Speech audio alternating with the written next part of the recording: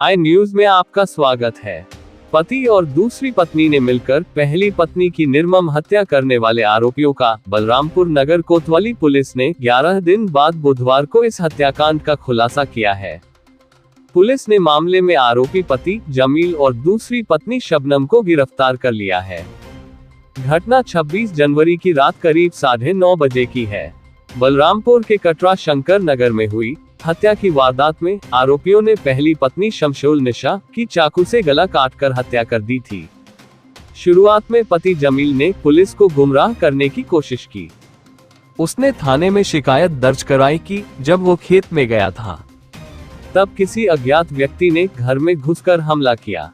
दूसरी पत्नी शबनम ने पति जमील के साथ मिलकर हत्या की साजिश रची थी। पुलिस की जांच में सामने आया कि दूसरी पत्नी शबनम को बच्चे नहीं हो रहे थे, जिसको लेकर पहली पत्नी मृतका शमशुल निशा उसे अक्सर ताना देती थी।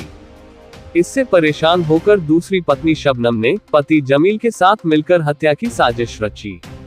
जमील भी शबनम से ज्यादा प्रेम करता था, उसी के साथ रहता था, जिसको लेकर अक्सर घर में झगड़े होते थे।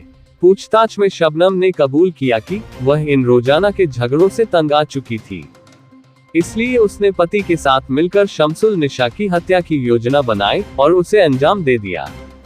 पुलिस ने दोनों आरोपियों को गिरफ्तार कर आगे की कार्रवाई शुरू कर दी है।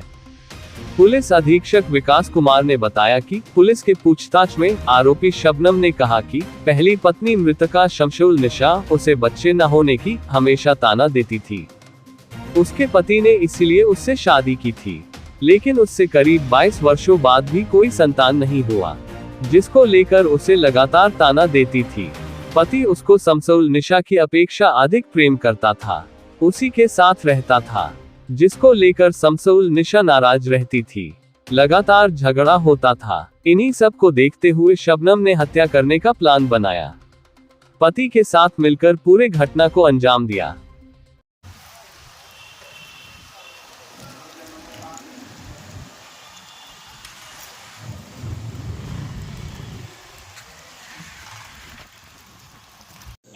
जनपद बलरामपुर के कोतवाली नगर थाना क्षेत्र के कटरा शंकर गांव में 26 जनवरी की रात्रि को एक वृद्ध महिला, जिसकी उम्र लगभग 60 वर्ष बताई जा रही थी, की हत्या घर में हो गई थी और इस पे तुरंत पुलिस ने मुकदमा पंजीकृत किया और इस मामले की पुलिस विवेचना कर रही थी। वादी के द्वारा ये बताया गया था कि कोई अज्ञात व्यक्ति आया, उसने उनकी पहली पत्नी की हत्या कर दी और दूसरी पत्नी को घायल कर दिया और उनकी पत्नी ने फ़ोन करके उसे बुलाया है। पुलिस ने पूरे मामले की छानबीन की और छानबीन करने के बाद पुलिस इस निष्कर्ष पर पहुंची है कि ये हत्या घर के अंदर ही मौजूद वादी मुकदमा जमील और उनकी पत्नी शबनम जहां के द्वारा की गई है। पुलिस ने घर में ये देखा कि जहां पे हत्या हुई थी वहां खून को पोंछने के निशान थे। जब भी कोई व्यक्ति बाहर से आएगा तो वो खून को पोंछेगा नहीं, बल्कि घटना कारित करने के बाद तुरंत वहाँ से फरार हो जाएगा, जो इस बात का संकेत करता है कि जो हत्या है उसमें अंदरूनी लोग इन्वॉल्व हैं। और पुलिस को एक अहम साक्ष्य ये मिला कि जो वॉशिंग मशीन है उसमें बेंजामिन टेस्ट किया गया तो खून के अवशेष पाए गए और उस अवशेष के बाद हमने जब ये अवशेष दिखाया तो वादी मुकदमा ने पूरी सच्चाई को कबूल किया और उसने बताया कि उन लोगों ने किस प्रकार उसकी हत्या की है। हत्या करने के बाद अपने कपड़े वॉशिंग मशीन में किस प्रकार धोएं और उसके बाद उसी कपड़े को पहन के बाहर निकला, ताकि कोई इस बात पर शक न करे कि वादी मुकदमा ने अपने कपड़े बदले हैं।